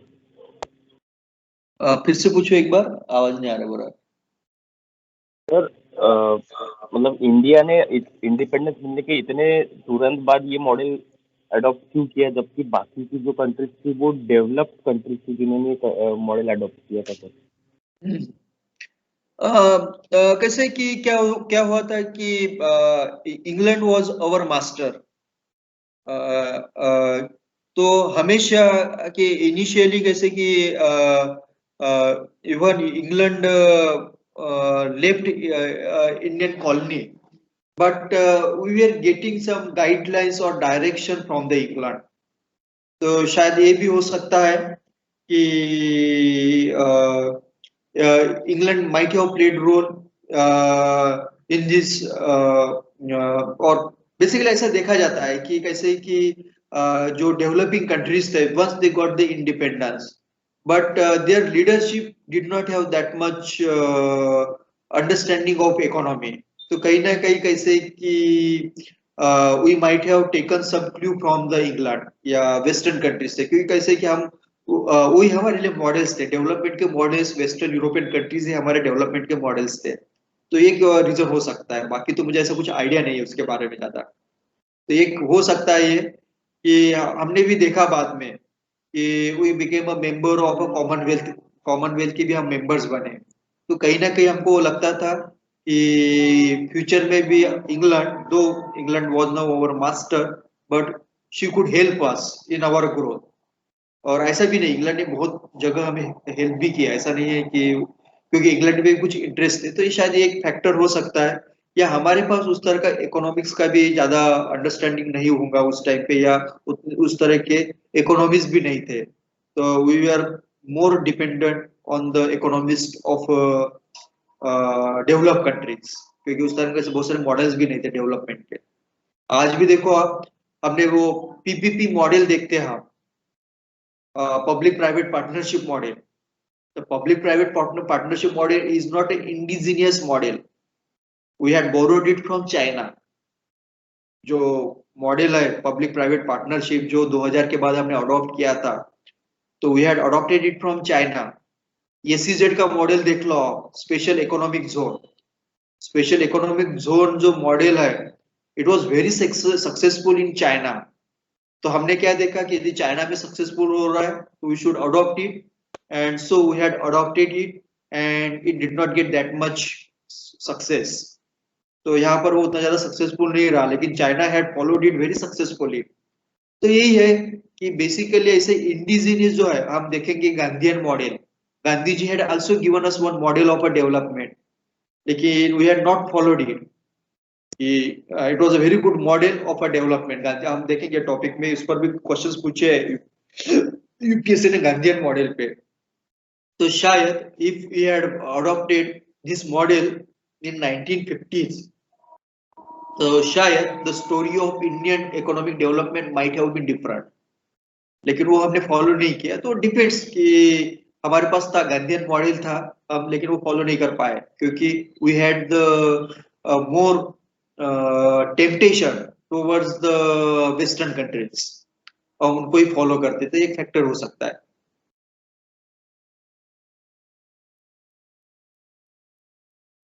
और कुछ किसी को पूछना है?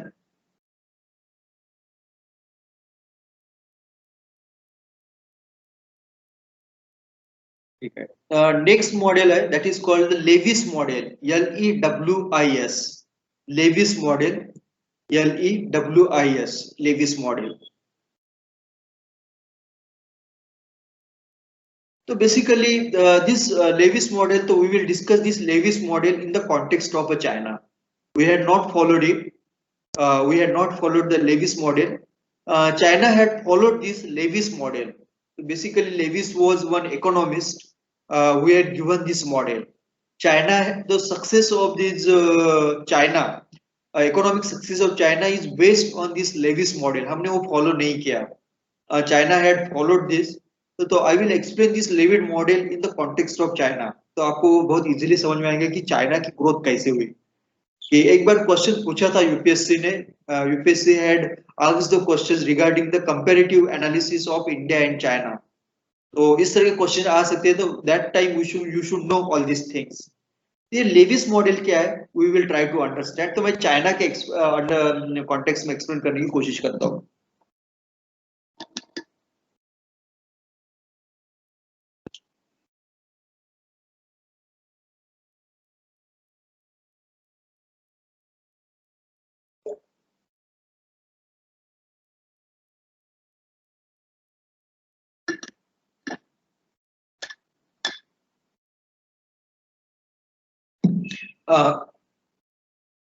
China had adopted globalization, privatization or जो liberalization from 1980s, 1980.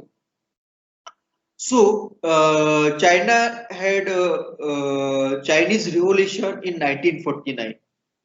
China had Chinese Revolution in 1949, and later on, so basically there was a conflict between the Communist Party of China and that another party that is called Kuomintang.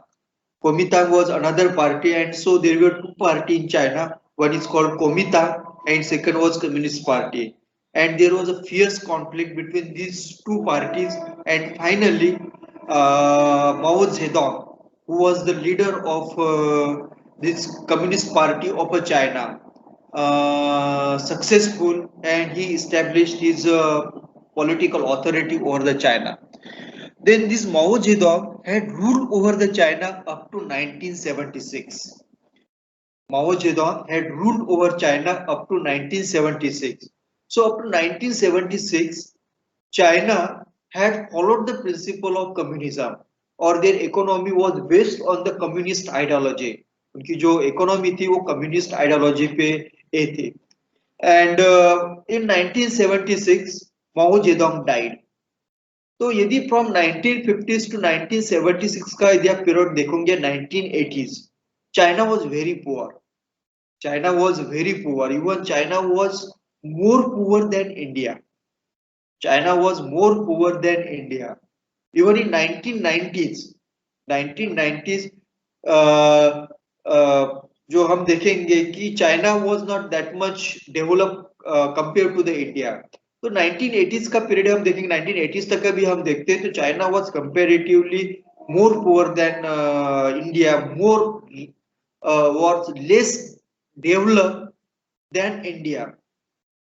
So Chinese government had realized that this communism was not helping to grow the economy, and at the same time this Chinese leadership was observing the development in other parts of the world. They were watching the growth of capitalism in America. America में वो watch कर रहे थे, या western European countries. हे दिसून राहिले slides नाही आता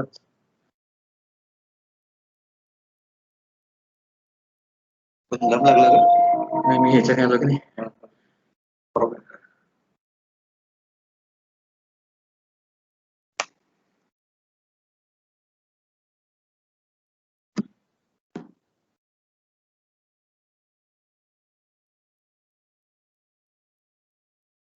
From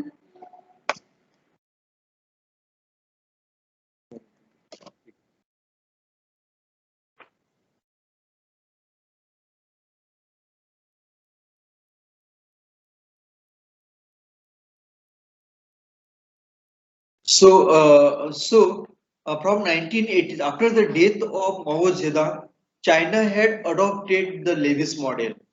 So what did they? Up to 1980, Chinese economy was majorly the agriculture economy, like India. Majorly agriculture economy थी. And one of the characteristic of Chinese agriculture economy was disguised unemployment. हमने discuss किया disguised unemployment. And a lot of people or most of the people of China were working on the agriculture. वहाँ पे disguised unemployment था. तो China ने क्या किया? From 1980s onwards, they had opened their economy. उन्होंने अपनी economy open कर दी. And that way, as they had opened their economy, so foreign direct investment enters into the China. Foreign direct investment enters into the China. तो बहुत सारी industry China में setup होने लगे. Now, this manufacturing industry requires the labor. उनको labor की जरूरत होती थी. तो China ने क्या किया कि as there was that manufacturing industry was set up in an urban area. Mostly focus of China was on the manufacturing sector. China का जो मेजर फोकस क्या था? मैन्युफैक्चरिंग सेक्टर था. और मैन्युफैक्चरिंग सेक्टर में there was a huge need of labor. तो जैसे ही manufacturing setup start होना चालू हुआ in China from 1980 onwards, so there was a migration of labor from agriculture to the urban area. तो जैसे जैसे मैन्युफैक्चरिंग चाइना में ग्रो होने लगा तो लोगों का रूरल एरिया से अर्बन एरिया में माइग्रेशन बढ़ना चालू हुआ, क्योंकि वो देखते थे लेबर्स क्या देखते थे कि labour was thinking that there was more opportunity in urban area than the rural area, क्योंकि अर्बन एरिया में मैन्युफैक्चरिंग सेक्टर में they were getting more wages, they were getting more freedom, different type of a culture. So huge migration started from rural China to the urban China. So this process started from 1980s to 2010, and लगभग अगले 30 साल तक there was continuous migration from rural agriculture to the urban manufacturing sector. धीरे धीरे ये जो migration है वो कंटिन्यू चलते रहा. तो इसका इम्पैक्ट क्या हुआ?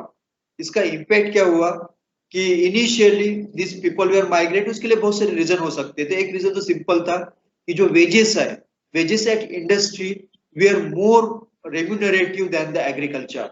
तो ये लोग धीरे धीरे आने चालू हो गए. अब क्या हुआ? up to 2010. Now in China this manufacturing sector grew rapidly. उसका एक रीजन क्या था? Because labor cost was very cheap in China from 1980s onwards. कि मैंने जैसे अभी बोला है कि कोई भी अभी इंडस्ट्री देख लो आज के टाइम पे, so labor cost is around 30% of the sale of a company. किसी भी कंपनी का जो लेबर कॉस्ट होता है लगभग वो 30% होता है. लेकिन as there was abundant supply of a labor, तो labor was very cheap in China. जो चाइना में जो लेबर था बहुत चीप था. जैसे वो इंग्लैंड में हुआ, labour was very cheap. It was just little better than the agriculture. Agriculture में 100 रुपए मिल रहे तो यहाँ पे मुझे 120 भी मिल रहे हैं, तो लोग इंडस्ट्री में काम करने को तैयार हो जाते थे. And that way in initial phase from 1980s onwards, Chinese capitalist had earn huge profit. जैसे हम बोलते हैं कि Chinese manufacturing is greatly competitive और highly competitive in the international market. Chinese manufacturing was highly competitive in global market. The reason was simple. Competitive क्यों थी? Because labor cost China में बहुत कम थी. चाइना में labor cost बहुत कम थी, ना automatically because of that it was very competitive in global market. और इसीलिए चाइनीज प्रोडक्ट्स बहुत सस्ते थे. आज भी चाइना के प्रोडक्ट बहुत सस्ते हैं तो अभी तो कंडीशन चेंज हुई है, लेकिन वंस इन 1980s 1990 2000 में हम देखते हैं कि China was dominating the global market, it is because of their cheap labour supply. Then 2010 के बाद क्या हुआ? 2010 that is the period that stage in the Chinese economy is called the Levis turning point। 2010 के बाद क्या हुआ? तो particular 2010 this event, this period in the Chinese economy is described as a Levis turning point। अभी Levis turning point क्या होता है? तो by the period of 2010 जो disguised unemployment in the agriculture that was exhausted, that was जो था वो खत्म हो गया। यानी कैसे कि अब सरप्लस लेबर एग्रीकल्चर में नहीं था। चाइना के जो सरप्लस लेबर है in agriculture that was exhausted और दैट वाज फिनिश्ड ऑफ, खत्म हो गया वो। तो from 2010 onwards there was no migration from rural area to the urban area for the industrial war। 2010 के बाद चाइना में जो सरप्लस लेबर था that was disguised unemployment और surplus labour in rural area in agriculture वो खत्म हो गया, तो ऑटोमेटिकली वहां से लेबर आना बंद हो गया। That was one factor. दूसरा जो फैक्टर था, by the period of 2008 there was a tremendous decline in the population, कि वहां की पॉपुलेशन भी धीरे धीरे कम हो गई। यानी आपने पढ़ा होगा there was one child policy, one child policy was followed by China. ये चाइना ने वन चाइल्ड पॉलिसी फॉलो की थी 1970s में। China had followed the one child policy from 1975 onwards. तो 1975 में वन चाइल्ड पॉलिसी इंट्रोड्यूस की है, 1980s में पकड़ लोगे आप। China had followed this one child policy from 1980s onwards। उसका इम्पैक्ट दिखने लगा 2010 के बाद, 2010 तक। तो automatically it had gradually decline the population. इसका भी इम्पैक्ट हमें वो लेबर फोर्स पे दिखने लगा।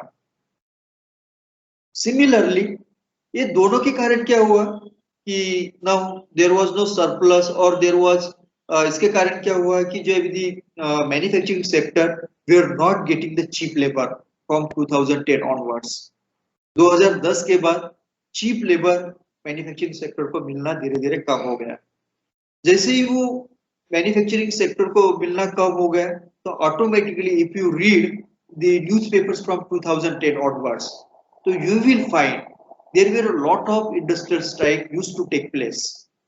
2010 के पहले चाइना में कभी भी इंडस्ट्रियल स्ट्राइक्स नहीं हुए।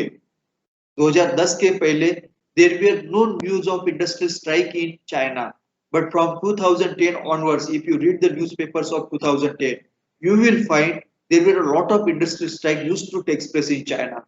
क्यों हो रहे थे?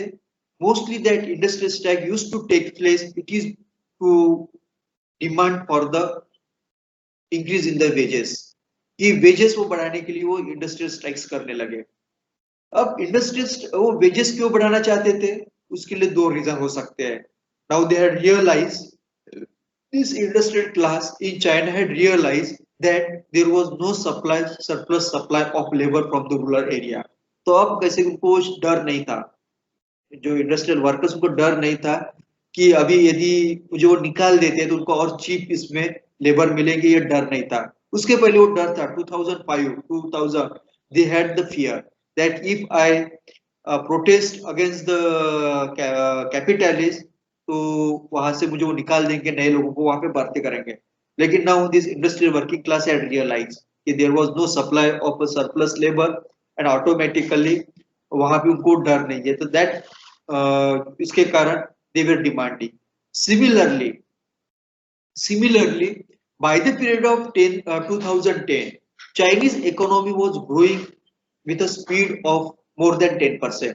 अब देखोगे 2008 के बाद 1980 के बाद from 1980 to 2010 Chinese economy was growing in double digit। Chinese economy was growing in double digit from 1980 to 2010।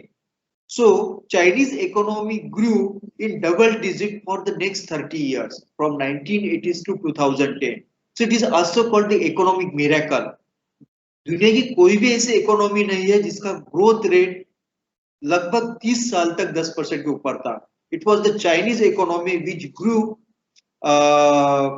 around more than in a double digit for the next 30 years from 1980 to 2010. तो हमने जैसे discuss किया था कि whenever there is a high GDP growth रहेगा तो automatically there will be the inbuilt inflation. Inflation रहेगा ही वो इकोनॉमी में. जैसे इकोनॉमी ग्रो होती है, जीडीपी ग्रोथ रहता है तो automatically there is also inflation होगा ही होगा. तो automatically there was high inflation और जैसे ही इन्फ्लेशन बढ़ेगा तो automatically there will be increase in the prices. तो जो भी सैलरी लोगों को मिलती थी चाइनीज लोगों को that was not sufficient and automatically industrial workers were demanding the higher wages because of growth in the economy, because of decline in the population, because of no surplus labor in the economy. And because of this, Chinese economy enters into that point is called Lewis turning point. तो हम simple language में Lewis turning point को क्या explain कर सकते हैं? Lewis turning point is the point in the economy where there is no surplus labour. Surplus labour नहीं है, वहां पे पॉपुलेशन कम है और इकोनॉमी में इन्फ्लेशन है और वेजेस बढ़ रहे हैं. That type of situation is called Lewis turning point. So China had attained this Lewis turning point in 2010 and every country attained this Lewis turning point at one time in their economic growth. तो India ने आज ये Levi's turning point achieve नहीं किया है but China had achieve this Lewis turning point. तो आप देखोगे कि जैसे अभी हमने कभी डिस्कस भी किया है कि lot of manufacturing unit in China had shifted to Bangladesh and Vietnam और even to African country. The reason is simple.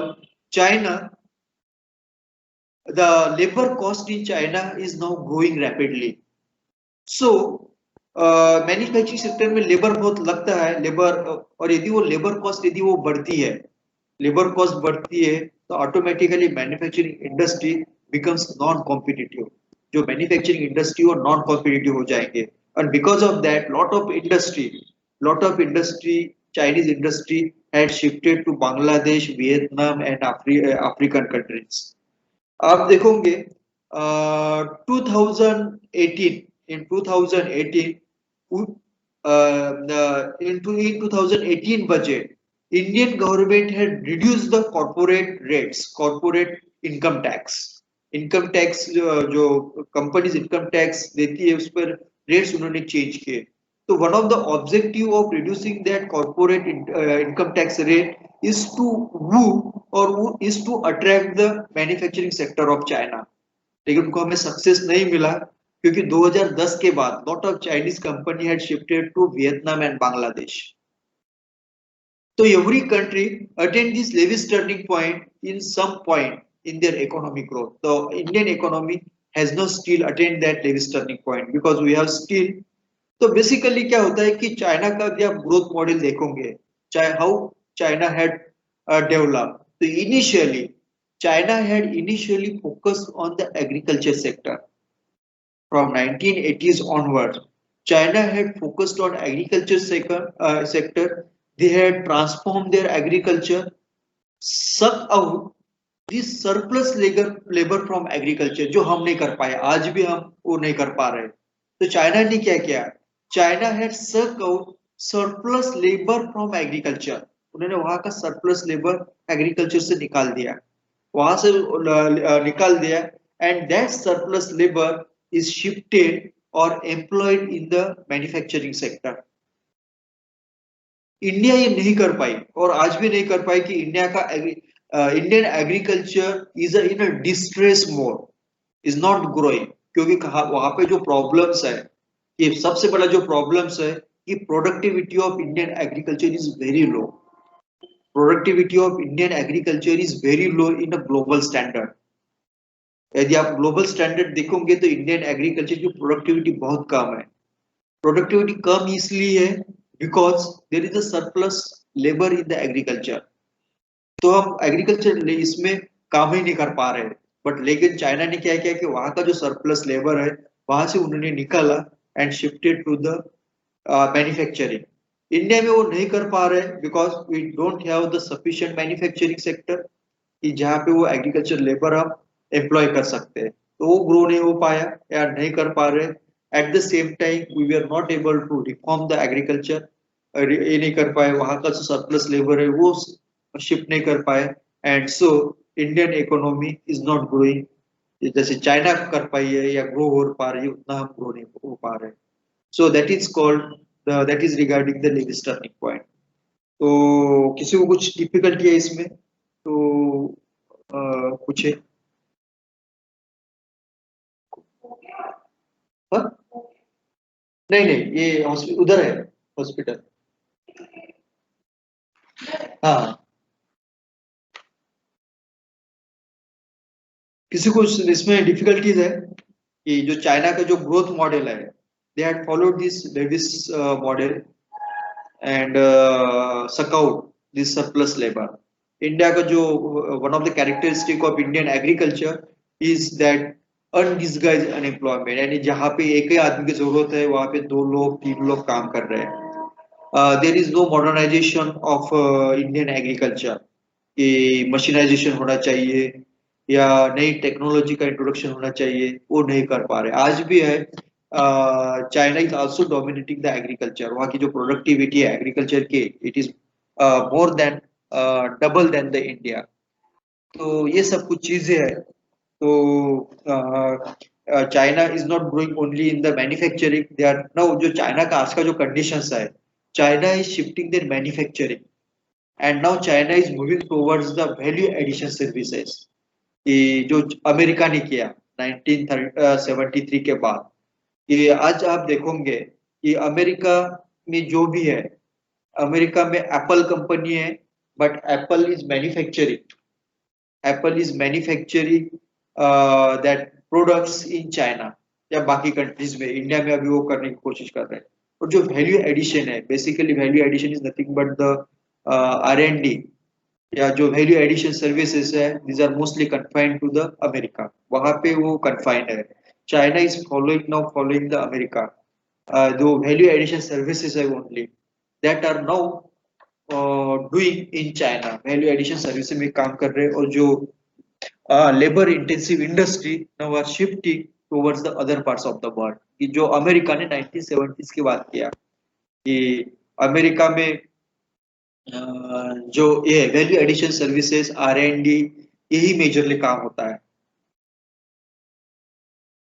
That is तो किसी को कुछ डिफिकल्टी है तो पूछो। लेविस मॉडल कौन से कंट्रीज में अडॉप्ट किया है सर? अभी चाइना ने तो वो फॉलो किया है। जैसे ये देख सकते हैं कि लेविस मॉडल भी शायद कुछ लेवल पे इंग्लैंड का भी हम एग्जांपल दे सकते हैं कि इंग्लैंड में क्या हुआ कि if you read the industrialisation from 1780s तो आप देखोगे कि मैंने आपको एक्सप्लेन करके दिया था इसमें कि ब्रिटेन में भी क्या हुआ, the prices of labours were kept very low. तो क्या हुआ इंग्लैंड में जो 1970s के पहले there was one movement that is called enclosure movement. किसी को याद है? ENCLOSURE इनक्लोजर मूवमेंट हुई थी इंग्लैंड में बिफोर 1780s। किसी को याद है तो बताओ मुझे इनक्लोजर मूवमेंट क्या थी? इनक्लोजर मूवमेंट क्या थी? चाइना इंग्लैंड में हुई थी 1780s के पहले and that supported the industrialisation in England. China में नहीं हुआ लेकिन इंग्लैंड में हुआ था इनक्लोजर। किसी को याद है? मैंने पढ़ाया था ये, यदि किसी ने क्लास किया होगा। इनक्लोजर मूवमेंट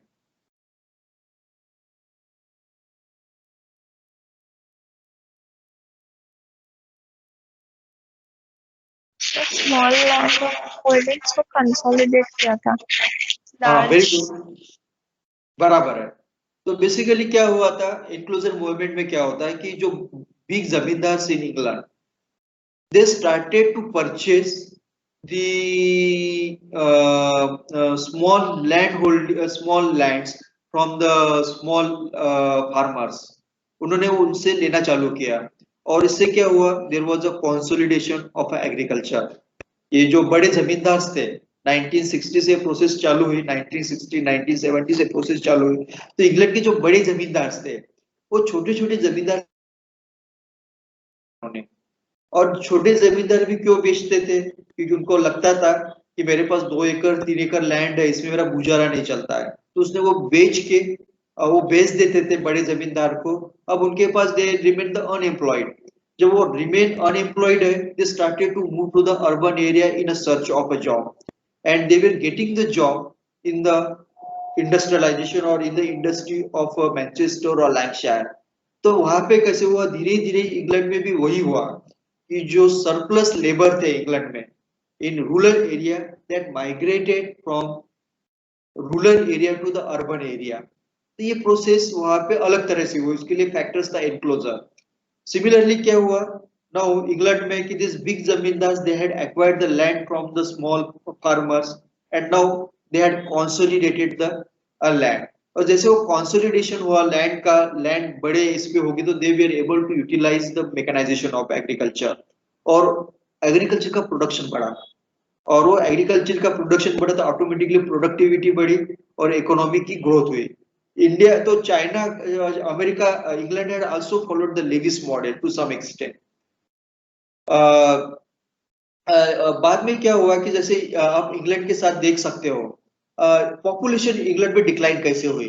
तो यहाँ पे कैसे कि China had followed the population decline, ये हुई कि they had strictly followed that one child policy, और वो स्ट्रिक्टली कैसे कि धीरे धीरे पॉपुलेशन कम हुई और नो सरप्लस लेबर हुआ। लेकिन इंग्लैंड में ऐसा नहीं हुआ, they had not followed this population policy. तो वहां पे क्या हुआ कि धीरे धीरे इन कोर्स ऑफ टाइम जैसे इकोनॉमी उनकी ग्रो होने लगी, इकोनॉमी जैसे जैसे उनकी ग्रो होने लगी, तो ऑटोमेटिकली एज इकोनॉमी ग्रो, तो inherent factor of growth is the increase in inflation. England में इन्फ्लेशन बढ़ने लगा 1820 के बाद, क्योंकि ऐसे इकोनॉमी की ग्रो हो रही थी, तो इन्फ्लेशन, महंगाई बहुत ज्यादा बढ़ने लगी। जैसी महंगाई बढ़ने लगी तो automatically it have impact on the population growth पे। एंड बहुत इंटरेस्टिंग बात है ये। तो जैसे ही महंगाई बढ़ने लगी तो लोगों को लगने लगा कि they were not able to maintain more children. दूसरा भी फैक्टर हो सकता है कि improvement in the health care, that is also one factor, तो वहां पे जो पॉपुलेशन डिक्लाइन क्यों हुई, तो there were two, one was that increase in the health care services. Health care services में इंप्रूवमेंट हुई, एक फैक्टर है। और दूसरा जो फैक्टर था that was high increase in inflation. जैसे इन्फ्लेशन इंक्रीज हुआ automatically people had restricted the family planning, or they had followed the family planning, and automatically that had reduced the population of England। और एक factor हो सकता service कैसे हो सकता है sir factor? Health care service कैसे हो सकता है सर फैक्टर? कौन सा? हेल्थ केयर सर्विस बताया ना आपने।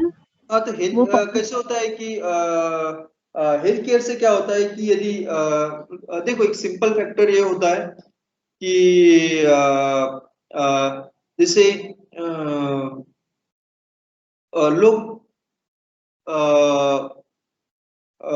पहले क्या होता है कि लोग दो बच्चे क्यों, यानी लोग 2 बच्चे क्यों प्रीफर करते हैं?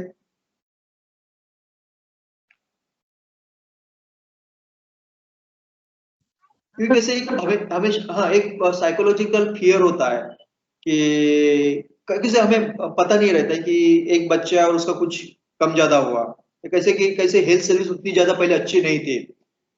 आप देखोगे कि आप अपने पेरेंट्स को, हमको, आप ग्रैंड पेरेंट्स को पूछेंगे, उनको 4 बच्चे 5 बच्चे 6 बच्चे होते थे। द रीजन वाज सिंपल, क्योंकि कैसे कि उस टाइम पे हेल्थ फैसिलिटी नहीं थी। तो कैसे कि इन्फेंट मोर्टेलिटी रेट बहुत ज्यादा था। इन्फेंट मोर्टेलिटी रेट बहुत ज्यादा था। आज से 50 साल पहले का यदि आप सिनेरियो देखोगे तो infant mortality rate was very high, और इसलिए कैसे कि गारंटी नहीं होती थी कि बच्चे को जो बर्थ होने के बाद वो कितने दिन जिएगा, क्योंकि कैसे कि हेल्थ फैसिलिटी अवेलेबल नहीं थी। तो कैसे कि लोगों की एक टेंडेंसी थी कि ज्यादा बच्चों को पैदा करो सो दैट उसमें से कुछ बच्चे बच जाए, क्योंकि हेल्थ फैसिलिटी नहीं होने के कारण। लेकिन जैसे जैसे हेल्थ फैसिलिटी बढ़ती गई तो ऑटोमेटिकली इन्फेंट मोर्टेलिटी रेट कम होते गया। आज हमारा इन्फेंट मोर्टेलिटी रेट बहुत कम है। It is because of the development in the health facility. तो जैसे इंग्लैंड में हेल्थ फैसिलिटी डेवलप होने, क्योंकि कैसे होता था पहले कॉलरा के साथ आती थी, अलग अलग डिसीजेस आते थे, और कैसे कि पूरी के पूरी फैमिली बच्चे मर जाते थे। तो जैसे जैसे हेल्थ फैसिलिटी डेवलप होने लगे तो इंग्लैंड में बहुत स्पीड से ग्रो हो गई, तो ऑटोमेटिकली उससे सर्वाइवल रेट बढ़ गया। सर्वाइवल रेट बढ़ गए से साइकोलॉजिकल फैक्टर ये होगा कि नहीं, मुझे एक बच्चे भी रहेगा तो भी ही विल सर्वाइव। तो automatically that change the psychological factor. तो धीरे धीरे अभी कैसे कि लोग 2 ही बच्चे पे खुश रहते हैं, क्योंकि उनको पता है कि सर्वाइवल रेट ज्यादा है बच्चों का, या इन्फेंट मोर्टेलिटी रेट बहुत कम है। ये पहले 50 साल पहले नहीं था। या इंग्लैंड में ये क्योंकि कैसे है कि जो हेल्थ सर्विसेज है उनमें इंप्रूवमेंट है, वही से रिसर्च हुआ। इंडिया डेवलपिंग कंट्रीज में तो बहुत लेट हुआ।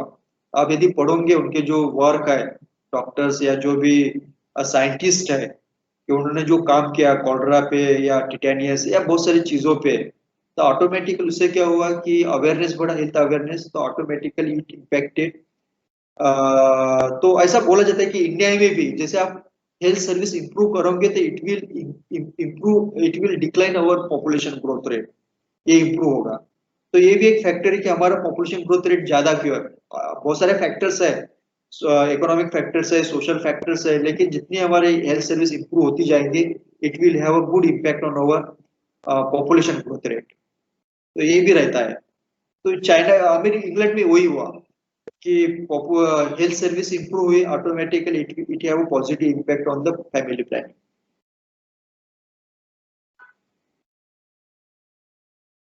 तो ठीक है, यहाँ से हम नेक्स्ट जो मॉडल्स है डेवलपमेंट के, गांधीयन मॉडल है, पीपीपी मॉडल है, एसईजेड मॉडल्स है, we will discuss in next lecture. ठीक है, नेक्स्ट लेक्चर हम हिस्ट्री का लेक्चर्स लेंगे नेक्स्ट लेक्चर में। Thank you sir. Hello sir, hello hello हाँ बोलो। हेलो हाँ सर, सर ते हेरल्ड मॉडेलची स्लाइड दाखवा ना सर. त्याच्या पहिले 2 स्लाइड आहेत ना, त्यावेळेस स्लाइड दिसत नव्हत्या. ठीक है।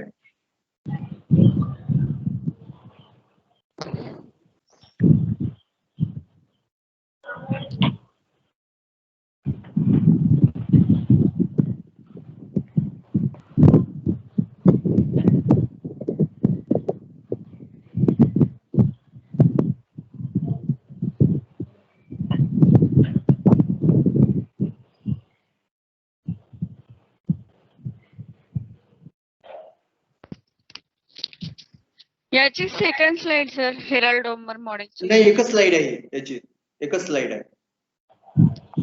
Okay okay, thank you sir.